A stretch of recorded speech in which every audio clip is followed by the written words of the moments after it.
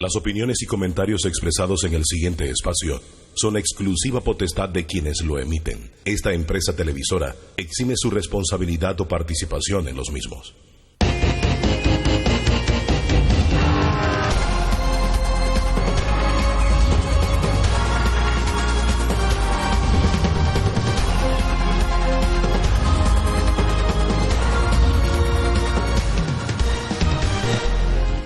Señoras y señores, buenas noches, bienvenidos a Debate Abierto. Hoy, miércoles, vamos a dar continuidad a la presentación de los aspirantes, los virtuales candidatos a la presidencia de la República en el próximo torneo electoral. Y por supuesto no voy a faltar uno de los líderes de uno de los dos partidos más grandes de oposición, que es Cambio Democrático. Estoy hablando del abogado Rómulo Ruz. Buenas noches, ¿cómo está usted? Hola, buenas noches a todos. ¿Cómo le va? Un placer, muy bien, muy bien. Cuando es uno de los partidos más grandes de oposición es porque Cambio Democrático cuenta con 329.000, más o menos. Sí, vamos a estar cerca de 380, yo calculo, después de la inscripción que tuvimos. No, hasta diciembre fueron 329. Sí, 320. Antes de la inscripción estábamos como por 320, pero hemos hecho una inscripción masiva. 50.000 más o menos. El 18 de marzo y después hemos seguido inscribiendo y queremos inscribir hasta el 29 de abril. ¿Saben qué? Yo quiero decir algo para que no lo diga nuestro invitado. Es fácil cuando se está en gobierno lograr inscripciones. Es difícil cuando se está en oposición. Quiero reconocer eso. ¿Es correcto? Eso es correcto. Un inscrito en oposición es mucho más duro que un inscrito en gobierno. Oiga, vamos a entrar en materia. Usted, contrario a muchos pronósticos, usted logró imponerse en buena lid, hay que decirlo, a un hombre con el cual usted se cuidó con lo que dijo. Usted dijo que nadie le disputa el liderazgo a Ricardo Martinelli. Esas fueron sus palabras, las cito. Pero lo que no faltó en esta situación, y hay que entenderlo en cierta forma, no lo estoy bajo ninguna circunstancia aprobando ni mucho menos, pero usted fue objeto y sujeto de muchos ataques rudimentarios, para mi gusto. Fíjese la palabra, rudimentarios, ordinarios, por no decir vulgares, sí, o agresivos. Y usted superó todas esas cosas, ¿sabe? Demostró que tiene la capacidad suficiente para elevarse sobre esas circunstancias. Habla un poquito acerca de ese choque y de la reunión suya con Ricardo Martinelli en Miami. Bueno, te hablo sobre el contenido de la reunión. No me gusta hablar de eso. Yo he dicho anteriormente que no quiero traicionar lo que para mí es realmente una conversación privada, a pesar de que Ricardo ha hecho algunos comentarios sobre lo que sucedió o no sucedió en esa reunión. Pero lo que te puedo decir es que yo fui allá a comunicarle de una decisión que yo había tomado, porque estaba convencido que eso es exactamente lo que nuestro partido necesitaba. Y yo llevé adelante un proceso electoral de unas elecciones que se llevaron a cabo el 21 de enero que acaba de pasar, y nosotros, yo y los otros 14 miembros que me acompañaban en esa nómina, logramos ganar los puestos a la Junta Directiva, y eso es un apoyo contundente de parte de las bases del partido a través de los convencionales, que dicho sea de paso participaron más del 95% de los convencionales y dijeron que querían un cambio y que querían renovación en nuestro partido. Y nosotros durante esa elección que tú mencionas, efectivamente, fuimos objeto de toda clase de ataques, hablando de traición, rudimentarios, ordinarios, sí, todo lo que se te ocurra. No, el término fue, disculpe, usar el término, a ver, usted era el secretario general del partido. Hay que ponerlo en contexto, no es que es un forastero que llegó al partido, ni mucho, secretario general, aspirante a la presidencia, con toda razón, como se sabe. Claro que sí. Pero la forma tan virulenta como lo atacaron a usted me sorprendió mucho su actitud, yo diría tan benevolente por una parte y tan franciscana, o sea, de coger las cosas con tanta calma, ¿no? No quedaba otra, Ñito, porque nosotros habíamos decidido que nosotros íbamos a llevar adelante una elección y un proceso en base a propuestas, en base a un mensaje de cambio, un mensaje de renovación dentro de nuestro partido, y que queríamos llevar esa renovación y ese cambio al país en el 2019, y que estábamos enfocados realmente en hacer las cosas necesarias para que Cambio Democrático regrese en el 2019, porque hay un descontento, una decepción tremenda con un gobierno que no ha sabido hacer su trabajo, que no ha sabido dar soluciones, y lo que nosotros consideramos un gobierno que fracasó. Frente a ese escenario, nosotros decidimos que era necesario para el partido tener una dirigencia aquí en Panamá, haciendo un trabajo, trabajando con sus líderes, con sus dirigentes de la mano, para lograr el cambio en el 2019. Y ese cambio inició ese 21 de enero. A ver, tomando en cuenta lo que usted está diciendo, su evaluación de que el gobierno ha fracasado producto de el malestar social que hay. Hay una ira en algunos casos social, lo cual es peligroso, porque eso abre muchas opciones para muchas consideraciones por parte del electorado. Usted dice, ¿sabe qué? Nosotros, el líder nuestro está en Miami, yo voy a hacerle frente a esto, lo hace, pero dentro de esa equivocación que usted señala, ¿cuál es la principal, yo diría, la llama que ha prendido este tipo de malestar social? ¿Cuál es la principal causa? Mira, ahora mismo en este país hay falta de liderazgo. La gente se siente que aquí no manda nadie, que aquí cada uno hace lo que le da la gana. Anarquía. Y hay anarquía. Okay. También siento, y realmente hasta molesta, ver un gobierno que está en una burbuja, que no conecta directamente con el pueblo, que no entiende esos problemas que día a día vive el panameño. Y aquí hablan de que está creciendo el país a tal por ciento, de que 5.4% de crecimiento del PIB y de que somos los mejores de la región, pero la verdad es que la gente la está pasando mal. Y nosotros no podemos estar hablando de estadísticas. Este es un gobierno de PowerPoint en donde dicen que todo anda bien en la economía y que todo anda bien en seguridad. Pero nosotros tenemos que preguntarnos cómo está viviendo el panameño su día a día. Y yo por eso siempre digo, aquí podemos hablar de mesas de trabajo y de planes de gobierno, visiones que tienen 100 páginas y 200 páginas. A la hora de la hora, lo que importa es cómo la está pasando el panameño. Y nosotros tenemos, cuando vamos a hablar de gobierno y cómo queremos cambiar este país, porque lo que este país necesita es un cambio, nosotros tenemos que ponernos en la posición de esa persona que se levanta por la mañana a las 5 de la mañana y lo primero que esa persona hace es, bueno, voy a lavarme la cara o me voy a bañar. ¿Tengo o no tengo agua en mi casa? Después esa persona va a darle de comer a su familia. ¿Tengo o no tengo suficiente comida para mí, para mis hijos? ¿Hay o no hay electricidad en la casa? Después tenemos que seguir, porque esa persona, si tiene hijos, tiene que mandarlos a la escuela. ¿Está o no está yendo a la escuela ese estudiante? ¿Está yendo a una buena escuela? ¿Está recibiendo una buena educación? ¿Cómo llega allá? ¿Cómo nuestro transporte, nuestros caminos, para que ese niño no se tenga que quitar los zapatos, caminar por el fango, lavarse los pies cuando llega a la escuela, si hay agua en la escuela, y volver a ponerse los zapatos? Y después ese padre tiene que transportarse a su trabajo, si es que tiene trabajo. Hay que garantizar que tenga trabajo. Y va a su trabajo y regresa en la noche y arranca el mismo ciclo otra vez, si hay o no hay luz eléctrica, si hay o no hay agua, si puedo o no puedo hacer la tarea con mis hijos, si me tengo que despertar a las 3 de la mañana para agarrar un poquito de agua, porque el agua viene de 3 a 4, y volver a despertar. Eso no puede pasar en un país que tiene 24.000 millones de dólares de presupuesto. Eso no puede pasar más en un país. Nosotros tenemos la responsabilidad de atacar esos problemas. Conforme a lo que usted ha expresado, creo que disipa la creencia de sus malquerientes o de sus críticos de que usted está en alguna forma vinculado con el señor Varela, el actual presidente de la República, y que puede haber algún tipo de complicidad. Esto que usted está diciendo, su crítica, además que es juiciosa, porque son hechos reales, partiendo de lo que dijo, ¿no? Este es un país que no vive de estadística, aquí se vive del hecho real, estoy de acuerdo. Así mismo es. Pero ¿sabe qué? Me preocupa la educación, voy a comenzar por ahí. Arranquemos. Si usted logra el anhelo o la aspiración de llegar a esa silla presidencial, que mucha gente dice que está envenenada, porque cuando llega ahí arriba cuando llegan se olvidan de todo lo que dijeron. Es correcto. ¿Cómo usted manejaría desde el Palacio de las Garzas el tema de la deficiente educación que tiene el pueblo panameño? Mira, este es un sistema educativo que tiene recursos y va a tener más recursos. Sí, dinero. Nosotros tenemos que enfocar el problema de la educación de una forma en que tenemos primero que todo que aceptar que el tema de la educación no se va a resolver en 5 años. Tenemos que tener el coraje, tenemos que tener la capacidad de decisión, la valentía de tomar decisiones difíciles y entender que esas decisiones van a generar un costo político en los 5 años, pero no van a rendir ningún tipo de beneficio político a corto plazo. Porque lo que yo haga en un periodo presidencial del 19 al 24, nosotros no vamos a ver esos beneficios hasta 10 o 15 años después. Pero hay que tener el coraje, hay que tener la capacidad de decisión y hacer las cosas que hay que hacer. Y tenemos que invertir ese dinero que tenemos, sobre todo en mejorar la calidad de nuestros profesores y maestros.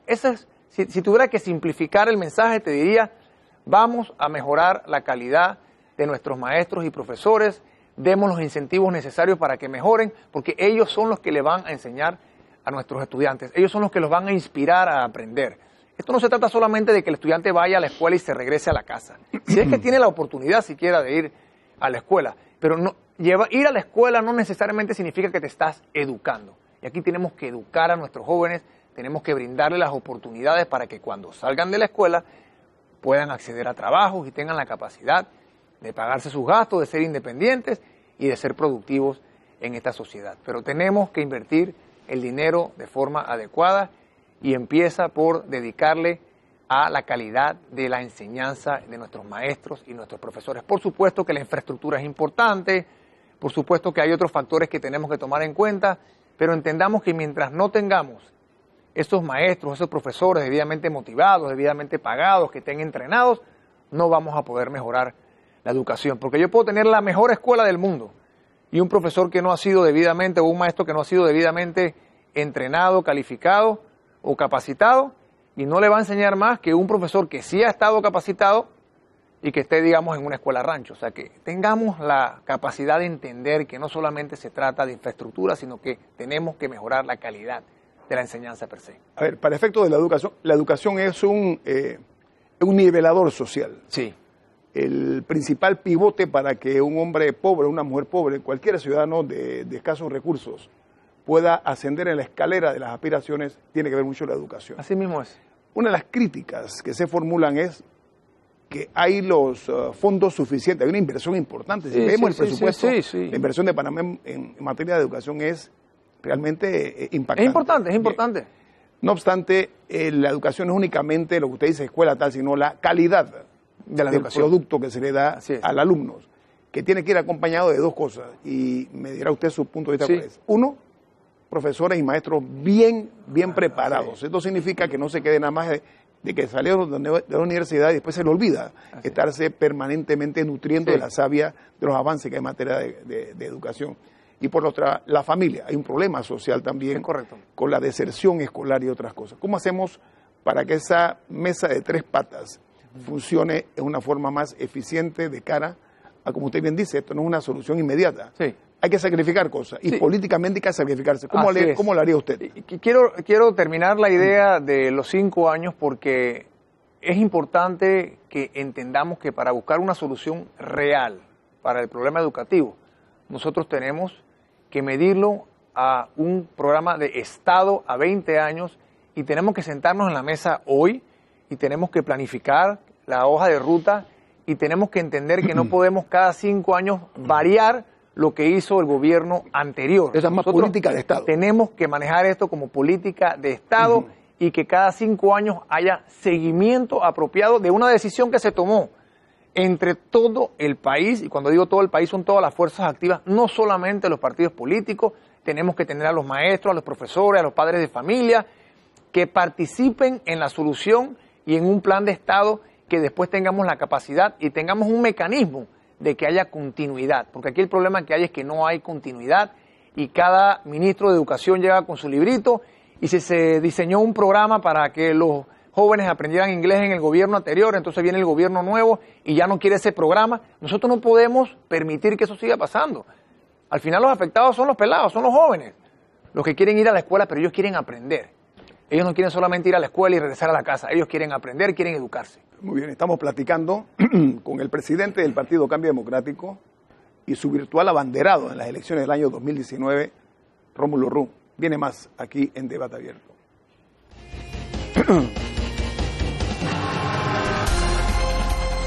Bueno, Rómulo Rux nos distingue hoy en este programa, como siempre acostumbramos, conoce a tu candidato, que más que un reto es una vía para que ustedes conozcan el pensamiento de quienes tienen las aspiraciones de llegar a manejar los destinos de la República. Mire, otro de las situaciones que son deudas que tenemos que hacer que los políticos entiendan es la crisis del transporte en el área metropolitana, entendiéndose que en el interior del país, irónicamente, funciona mejor que en la capital de la República. Dicho esto, si bien es cierto que la educación se ve lastimada por las deficiencias que tiene y el rezago que nos afecta, no es menos cierto que el transporte también conspira contra eso, y me explico por qué. Porque para una persona, un panameño o panameña, que tiene que tomar un autobús a las 3 de la mañana para ir a su trabajo o a lo que sea, y regresar a las 9, 10 de la noche, el espacio que le queda para atender a sus hijos es muy poco. ¿Cómo haría usted, o qué propondría usted, o qué planificación tiene usted para lograr acortar esos tiempos de tal suerte que los padres compartan un poquito más con los hijos en base, repito, a un sistema de transporte que es cruel? Sí, sí.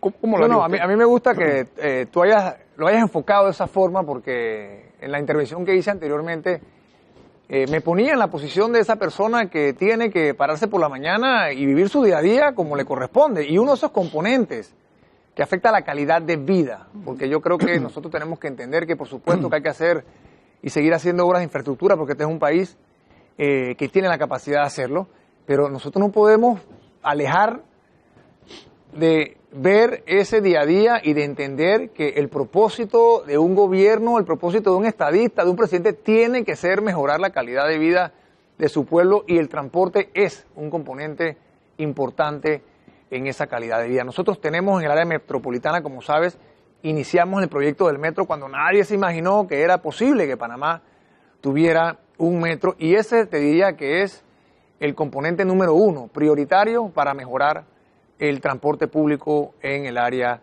metropolitana. Nosotros, como sabes, ya estamos haciendo la línea 2, y este es un ejemplo de cuando el país se lo propone, cómo podemos hacer que un proyecto que es de Estado siga avanzando independientemente del gobierno que esté ahí, porque estamos ahora mismo haciendo la línea 2 y la línea 3, que fueron cosas que ya estaban diseñadas. Entonces, nosotros tenemos que poder integrar el sistema de Metrobús con el metro de Panamá. Eso es un componente adicional que es necesario. Por supuesto que todavía hay que hacer inversiones adicionales en los corredores y en otras áreas para facilitar, porque de nada me sirve montarme en un bus, igual quedarme trancado 3 horas en ese bus. Tenemos que tener la capacidad de que esos buses puedan andar más rápido, de que tengan la capacidad de llegar a su punto de una forma más expedita, y eso va a hacer que más personas puedan tomar el transporte público y van a haber menos autos en la calle. Lo que pasa ahora mismo es que como el problema del transporte público es tan deficiente, todo el mundo tiene que ir a la oficina o llevar a los niños a la escuela en su propio carro. Pero aquí tenemos que aspirar a que ese transporte público lo que logre es que las personas que tienen su auto no tengan que sacarlo de la casa. Eso va a ayudar mucho al congestionamiento. También es importante entender, no sé si tú te metes o te has metido últimamente por áreas como San Miguelito, ahí se mete un metrobús y eso es una locura. ¿Cómo puedan transitarnos? Hay que tener un sistema de transporte que permita un acceso a esos puntos en donde un metrobús no puede entrar, y que la persona, el usuario, no tenga que pagar un taxi o un transporte pirata para que lo saquen de donde está, para entonces agarrar un metrobús, para entonces llegar al metro. Entonces, tenemos que acortar esa cadena de transporte y permitirle a la familia panameña pasar más tiempo juntos, porque al final del día se trata de eso. Como te dije anteriormente, es calidad de vida, que los padres puedan estar con sus hijos, que los hijos puedan llegar a la escuela, y que nosotros tengamos un sistema que permita eso y que, como dijiste tú, no castigue diariamente al panameño. ¿Sabe qué? Porque eso además conspira, primero, con la unidad familiar, que es importante, y segundo, coadyuva, es un elemento que provoca que los niños practiquen lo peor que les puede pasar, que es la deserción escolar, por falta de un padre, de una madre, y también porque debo reconocerlo desde el punto de vista social, lo que es la fractura de la familia, producto de divorcios, madres solteras, etc. Otra de las falencias que vive el panameño, que son hechos que están muy lejos de las estadísticas, estoy de acuerdo con usted, 100%. Sí.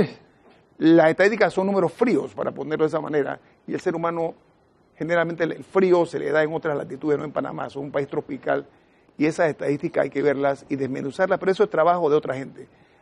La mezquindad de la clase política de no reconocer obras que inicia otro gobierno, ¿ok?, se ha visto. Por supuesto, aquí se han detenido una cantidad de obras que representaban o representan cientos de millones de dólares en inversión, en movimiento económico, en capacidad de generar empleos, y de que este país, y resolver problemas sociales o problemas puntuales que tienen diferentes comunidades o diferentes áreas del país. Y eso me lleva a tocarte el tema del desempleo, porque está directamente relacionado el tema de obras que no se hacen o de la mezquindad de no seguir adelante una obra puntual o de decir, yo no voy a hacer este proyecto porque no lo puedo terminar en 5 años. O alargar, también postergar, sí, ¿no? Eso no puede ser. Nosotros tenemos que entender que este es un país que es de todos, no es del gobierno de turno. Entonces, si aquí hay que hacer un proyecto, el proyecto se tiene que hacer. Y si toma 8 años, tomó 8 años. Y no importa quién se lleve el crédito. Lo importante es que el proyecto se haga y que la persona que va a utilizar ese proyecto o a quien va a beneficiar tenga ese beneficio. Nosotros no podemos tener un país en donde solamente se toman decisiones en base a las necesidades de un partido político. Lo que pasa es que aquí hay la subcultura de que las obras las hacen los políticos. No, el dinero es de nosotros. Nosotros somos los que aportamos, los políticos, en este caso los gobernantes son los administradores, son los gerentes de esa gran empresa que se llama Panamá. Hay que entenderlo. El día que el panameño tome conciencia de eso y que la clase política también lo haga, estoy seguro de que la percepción va a ser distinta. Señor Ru, este es un país que tiene, para envidia de otros países, y lo digo en positivo, ¿no? Sí, sí. Venas líquidas en cantidades industriales. Tenemos ríos, quebradas, bueno, un número importante de fuentes líquidas. Sin embargo, aquí, en la capital de la República, en la periferia, por no irme un poquito más lejos, hay gente que se ve en televisión. Estos no son inventos de los medios, que tiene que levantarse a las 3 de la mañana, a las 2 de la mañana a recoger agua, ¿ok? Y los que no tienen que esperar que venga uno de esos camiones cisternas, ¿ok? Porque no pueden asearse en las mañanas, por ejemplo, y qué problema para también ingerir este líquido. Panamá, ante esa crisis, usted me imagino que ya habrá analizado y habrá establecido una estrategia de llegar al poder para solucionar este indigno problema que nosotros vivimos aquí. Todos los sectores tenemos problemas de agua. ¿Cómo hablaría usted? Mira, yo tengo que decir algo bonito. Tú sabes que yo fui ministro para Asuntos del Canal en el gobierno de Cambio Democrático. Estuve ahí del 2009 al 2012 por 3 años.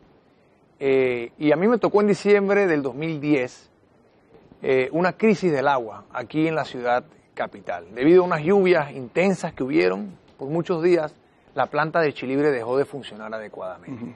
Y se quedó la ciudad capital sin agua. Yo en ese momento, como dije anteriormente, estaba como ministro del canal y me toca a mí ser el actor, ser la persona que queda encargada de cómo nosotros vamos a sobrevenir, a arreglar esta crisis del agua potable en donde teníamos más de 1 millón de personas sin agua potable. Yo desde ese momento quiero que sepas que me dediqué, y es un tema que me apasiona porque estoy convencido de que nosotros tenemos el recurso y lo que hace falta es la capacidad, el mecanismo de llevarle el agua a nuestra gente. Después de esa crisis, déjame terminar, después de esa crisis yo me dediqué a redactar un proyecto de ley que crea la autoridad del agua. Y ese proyecto de ley no me dediqué yo a escribirlo en un cuarto refrigerado, no. Yo fui a caminar, yo me reuní con todos los actores a nivel nacional, gremios, partidos políticos, y llegué a un proyecto que realmente recogía las sugerencias, las inquietudes de las diferentes personas a nivel nacional, y nosotros pudimos agarrar ese proyecto de ley y presentarlo a la Asamblea. Lamentablemente, cuando se presentó el proyecto a la Asamblea, ya había iniciado el año político, el año electoral, y decidimos que no era lo mejor discutir un proyecto como ese, que es un proyecto de Estado. Ese no era un proyecto de un gobierno, ese era un proyecto de Estado que tenía como propósito arreglar de una vez por todas, de manera integral y a largo plazo, el problema del agua potable en este país. Desgraciadamente, cambió el gobierno, he insistido en el tema, no se ha hecho nada, pero una de las primeras cosas que yo quiero hacer como presidente, si Dios me lo permite, es que se cree la autoridad de agua en este país. Hay muchos técnicos que se han ido, se ha perdido mucho capital humano. Claro. Y falta de controles también en cuanto a el servicio que se le da a la gente, muchas fugas de agua, muchas tuberías rotas. Aquí hay un problema también que no conocemos, y es la falta de comunicación. ¿En qué se hace con estas empresas? Que no estoy seguro si se ha percatado mucha gente que por falta de conocimiento, por lo que sea, es una responsabilidad, rompen las tuberías. Y eso aparentemente queda impune. ¿Cómo manejaría usted ese tema? De Mira, tal suerte que tomen conciencia la autoridad de agua lo que hace es crear una entidad que tiene autonomía y que tiene independencia, tanto financiera como operativa. Desaparece la injerencia política, se crea un marco jurídico similar o igual al que tenemos hoy en día en la autoridad del Canal de Panamá. Por supuesto que ahora sin el título constitucional que protege al canal, pero nosotros deberíamos crear también un título constitucional que proteja a una entidad como la Autoridad del Agua. Es un tema de seguridad nacional, el agua es seguridad nacional. Por supuesto. Lo que pasa es que en Panamá la gente cree que el agua está ahí y que siempre va a haber agua, pero el que no tiene agua, oye, quédate un día sin agua, quédate una semana sin agua, quédate un mes sin agua, como pasa en varios pueblos de este país. Eso es inhumano y nosotros tenemos la llave de solucionar el problema, pero como aquí todo se maneja políticamente, no se hacen las cosas que se tienen que hacer, no se toman las decisiones difíciles que hay que tomar para tener proyectos, para tener soluciones integrales y a largo plazo. Y como reitero, son temas de Estado y posiblemente yo pueda crear la Autoridad del Agua en el 19 y no se empiecen a ver los beneficios hasta más tarde, pero no importa, hay que porque hay que hacerlo. Sí. Tengo un corte comercial, no se vayan porque viene más aquí en Debate Abierto.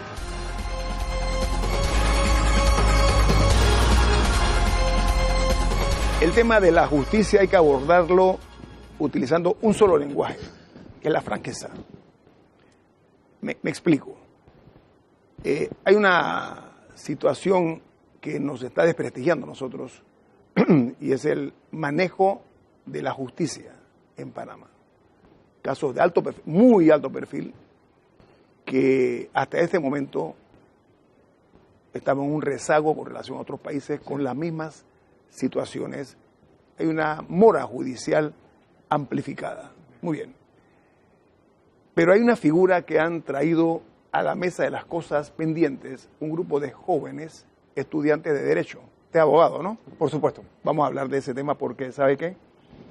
Han propuesto y exigen que los delitos no prescriban. Esto significa que no haya imprescriptibilidad en los delitos.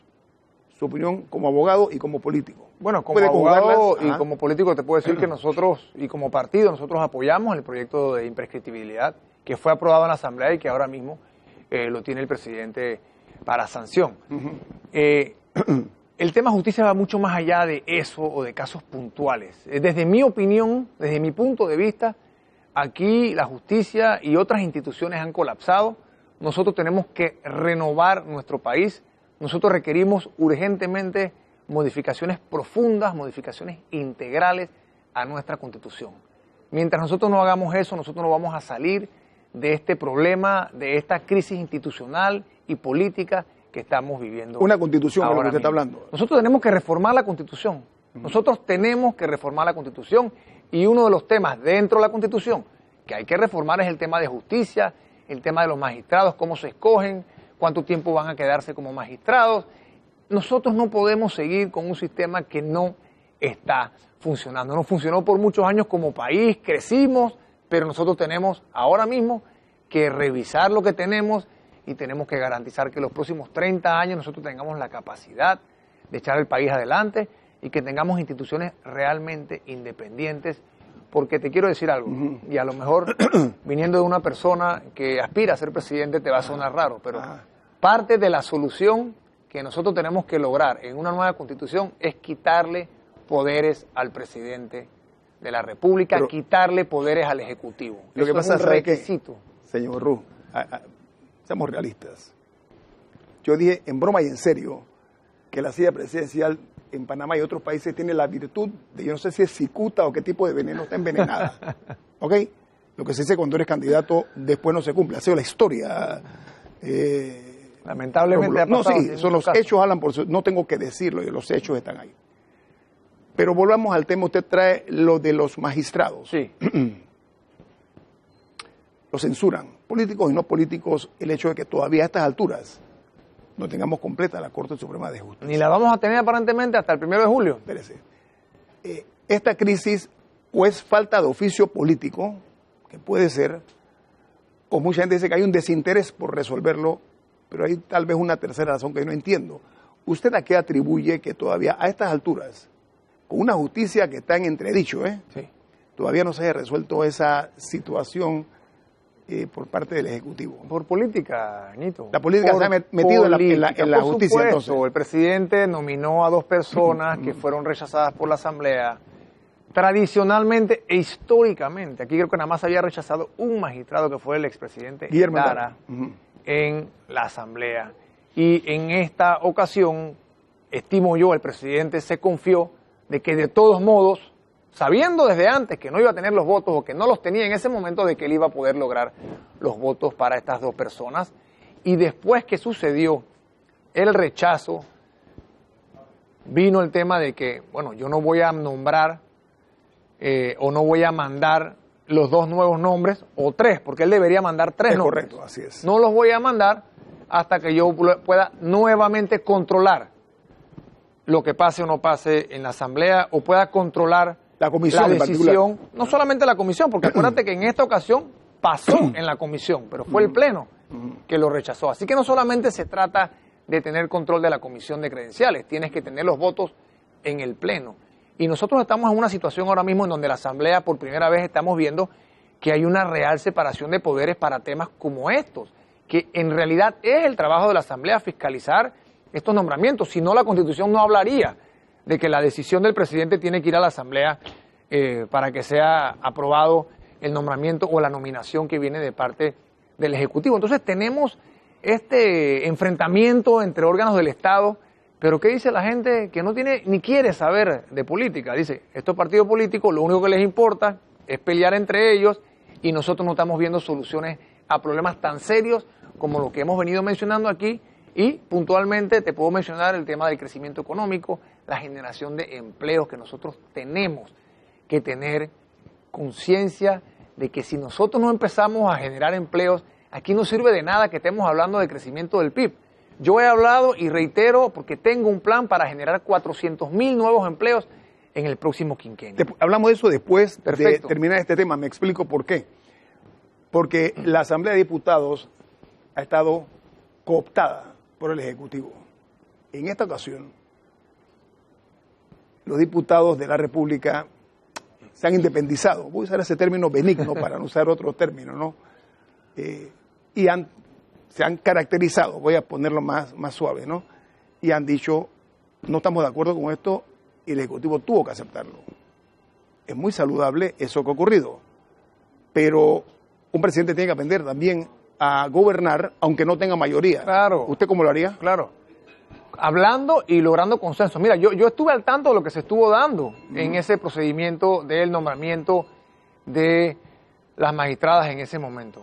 Aquí pudo haberse hecho esto de una manera diferente, el presidente pudo haber dialogado, pudo haber llegado a acuerdos y consensos con la Asamblea, sabiendo que no tenía mayoría para que esto no fuera un proceso tan traumático que afectó a estas 2 señoras que fueron propuestas y que, dicho sea de paso, se sabía de antemano que los votos no iban a estar ahí. Entonces, te reitero, si tú no tienes la mayoría en la Asamblea, trata de lograr consensos, trata de lograr unos niveles de conversación y de comunicación que permitan entender cómo se pueden poner de acuerdo 2 órganos del Estado que son independientes y que deben funcionar de forma independiente. No puedes imponer tu deseo de un órgano al otro. El Ejecutivo no le puede decir al Legislativo, me tienes que aprobar estas 2 magistradas. Pero claro que se pudo haber manejado mucho mejor y lograr consensos y no estar ahora, vamos a tener 6 meses sin magistrados, porque realmente esos magistrados debieron haber iniciado el 1 de enero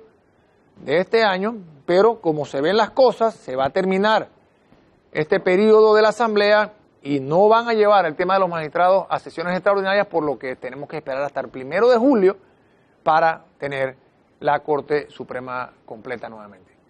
Oiga, hablando de justicia, el caso de Brecht, que es tal vez el escándalo mayúsculo en materia de corrupción en América Latina y países de Europa también.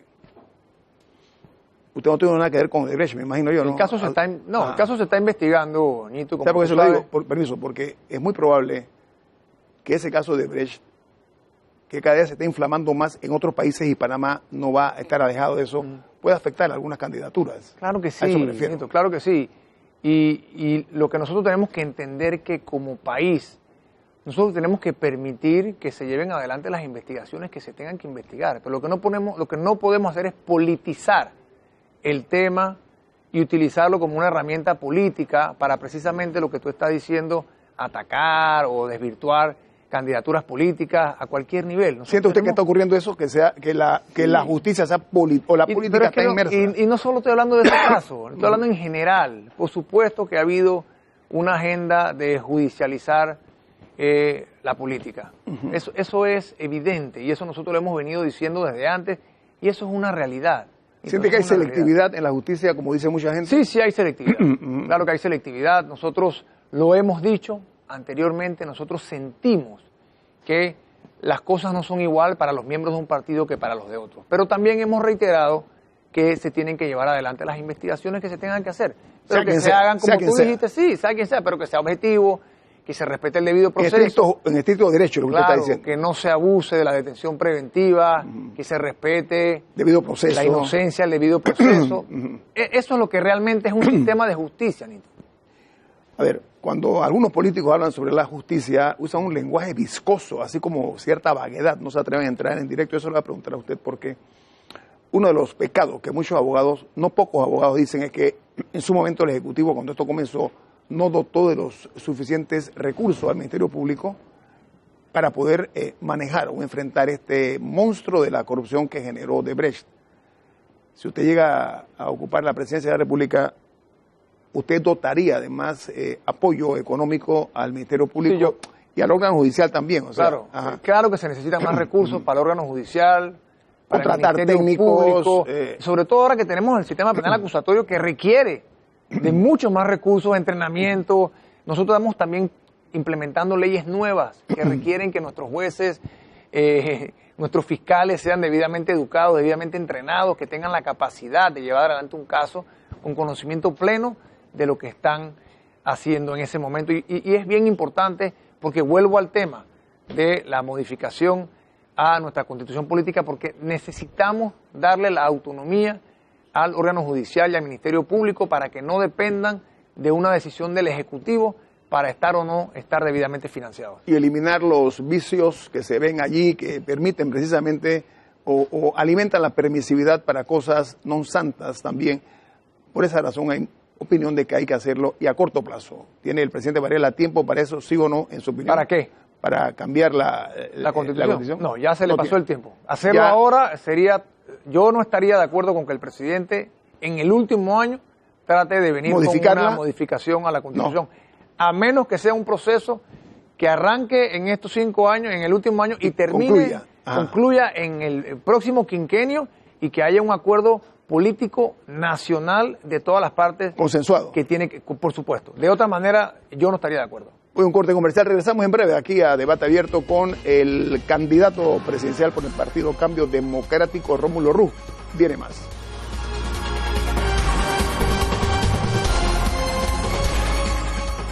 Rómulo Ruz, abogado, miembro de socio de una firma de las más importantes de este país, Morgan & Morgan, hombre con trayectoria en la vida pública, fue ministro de Estado y político joven, pero con experiencia, ¿no? Tiene trayectoria usted, ¿no? Sí, bueno, pero no soy político profesional, quiero dejarlo Ah, no, claro. O sea, es no, abogado, profesión abogado. Claro, por El supuesto. político, entonces, ¿cómo se Yo define? inicié en la política en el 2009, o sea, yo soy relativamente nuevo en la política. Novato, es casi novato. Pero no novato No, como no novato, político, no. pero lo que quiero decir con eso es que yo he dedicado mi vida a otras cosas, he creado empleos, he sido empresario, profesional y no me he dedicado toda la vida a ser un político. A ver, hablemos de trabajo. Usted en ocasión anterior mencionó números, ¿no? Sí, El trabajo es fundamental para la paz social, entre otras cosas. Su visión acerca de la situación laboral en este país, ¿cuál es? Y que la pregunta suena casi que como un cliché, pero la tengo que formular de esa manera. no, mira. Si usted llega a las alturas del poder, ¿cómo usted manejaría el tema laboral? Lo primero es que hay que entender y reconocer que para un gobierno estar hablando de crecimiento de 5.4 o lo que sea en el PIB mientras está incrementando el desempleo, no significa absolutamente nada. Cuando nosotros estamos creciendo en áreas que no generan empleos para los panameños, nosotros estamos fallando. Nosotros tenemos que garantizar que el crecimiento económico del país sea capaz de generar plazas de trabajo nuevas. Nosotros tenemos un desempleo que se ha disparado 50%, del 4% al 6% de desempleo en los últimos años. Y tenemos áreas puntuales como el agro que están sufriendo, que han perdido más de 15.000 empleos en los últimos años. Entonces nosotros tenemos que entender que el país crece en diferentes áreas, que te puede disparar o te puede decir que el país macroeconómicamente está relativamente bien frente a otros países, pero internamente aquí en el país los panameños la estamos pasando mal. Y tenemos, ¿cómo se haría entonces nosotros tenemos un plan para generar 400.000 empleos. ¿En qué consiste? Nuevos. Consiste en lograr crecimientos en las áreas, en los rubros que más generan trabajo. Porque si tú te pones a ver, por ejemplo, el agro representa solamente 2% del PIB, pero 15% de la empleomanía, de los trabajos que hay en este país. Entonces nosotros tenemos que decir, bueno, ¿cómo nosotros vamos a garantizar que el agro crezca? ¿Cómo nosotros vamos a dedicar los recursos para crear un agro que no sea 2% del PIB, que sea 3% del PIB, que sea 4% del PIB? Y nosotros tenemos que enfocarnos en esas áreas. Turismo es otra área que tiene mucha capacidad de generar empleo. Y te tengo que mencionar el tema de la construcción, porque es uno de los pocos rubros que está creciendo, aunque cada vez menos, pero que genera empleo. Pero como sabes... Hablemos de eso ahora mismo. ¿Sabe por qué? Porque es una industria que ha venido perdiendo 2.500 empleos pero hoy al mes. Pero la noticia hoy es la crisis que hay en el sector construcción con el paro de los líderes del Suntrax. Si usted estuviese, que no está, en este momento no decir en los zapatos, en la posición en que lamentablemente está enfrentando el presidente de la República, que lastima muchos sectores, ¿usted qué haría como una propuesta? Usted es hombre de diálogo, tengo entendido, ¿no? Usted habla de diálogo. ¿Usted cómo lo haría? Mira, evidentemente el diálogo fracasó, porque entiendo yo que se han llevado adelante reuniones y no han llegado absolutamente nada. Pero se puede retomar el diálogo, siempre el diálogo está que ahí. Se puede, pero cuando tú vas a dialogar, tú tienes que tener posiciones razonables. Y nosotros, antes de estar enfocándonos en qué porcentaje de incremento se va a dar en la convención Suntrac-Capac, tenemos que entender la realidad de la industria como tal. Nosotros tenemos una industria que está debilitada. La industria de la construcción está en este momento debilitada, menos permisos de construcción, menos metros cuadrados en construcción, cada vez hay más, no sé si tú te das cuenta, de anuncios de se alquila, se vende, o sea, nosotros se ha desacelerado la industria de la construcción. Y nosotros ahora mismo hablar de que se le va a incrementar a un trabajador 15% al año, que no son 60%, eso es más de eso, porque cuando tú agarras 15% de 15% y después vas sumando, eso se incrementa a más del 60%. Exponencialmente. Entonces, si tú te pones a hablar en esos términos y qué efecto va a tener eso en la industria de la construcción, automáticamente vas a tener más desempleo en el área de la construcción. Yo no puedo entender medidas que vayan a crear desempleo en nuestro país.